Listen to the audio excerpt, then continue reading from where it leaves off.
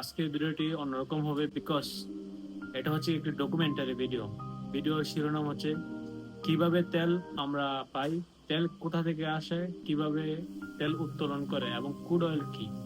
So চলেন ভিডিওটি শুরু করা যাক। তো আমরা যেই রান্নার কাজে যে তেল ব্যবহার করি এটা কোথা থেকে এসেছে? আমরা অনেকেই জানি মাটির তলে তলদেশে থাকে হচ্ছে তেল, বাট এটা কি আসলে তেল নাকি অন্য কিছু? তো প্রথমে আমি বলি, আজ থেকে হাজার হাজার কোটি কোটি বছর আগে ডাইনোসরের যুগে সমুদ্রের ছোট ছোট প্রাণীরা মারা যায়। ওই সময় ওই প্রাণীরা মারা যাওয়ার পর মাটির নিচে চাপা পড়ে এবং চাপা পড়ার পর এখন তারা ক্রুড অয়েলের মতো পরিণত হয়েছে। এখন আমরা এই ক্রুড অয়েলকে উঠিয়ে তারপর আমরা বিভিন্ন তাপমাত্রায় তাকে জ্বালিয়ে আমরা তেলে রূপান্তরিত করি।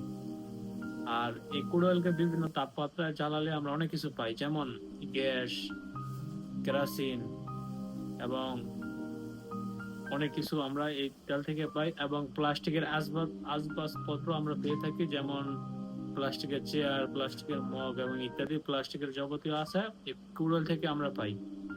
তো অনেকে হয়তো ভাবছে যে প্লাস্টিক কোথা থেকে আসে।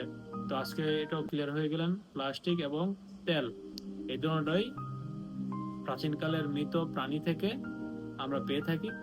সো কিভাবে বিজ্ঞানীরা বুঝতে পারবে যে এই জায়গার মধ্যে এখন এই ক্রুড অয়েল আছে নাকি নাই? তো এই জন্য বিজ্ঞানীরা একটা মাটির একটি সার্ভে থেরাপি করা হয় একটি বিশেষ যন্ত্র দিয়ে। সেটির মাধ্যমে আসলে কম্পন তৈরি করে মাটির মধ্যে, এবং সেই কম্পনের শব্দ বিবেচনা করে তারা বিজ্ঞানীরা বুঝতে পারে যে আসলে এখানে ক্রুড অয়েল আছে। এবং তারপর বড় ধরনের ক্রুড অয়েলের মেশিন বসানো হয়, যেখানে নাকি পরীক্ষামূলকভাবে দেখে যে এখানে তেল আছে। সো আজকের ভিডিওটি এতটুকুই। Thank you so much for watching this video. আসসালামু আলাইকুম।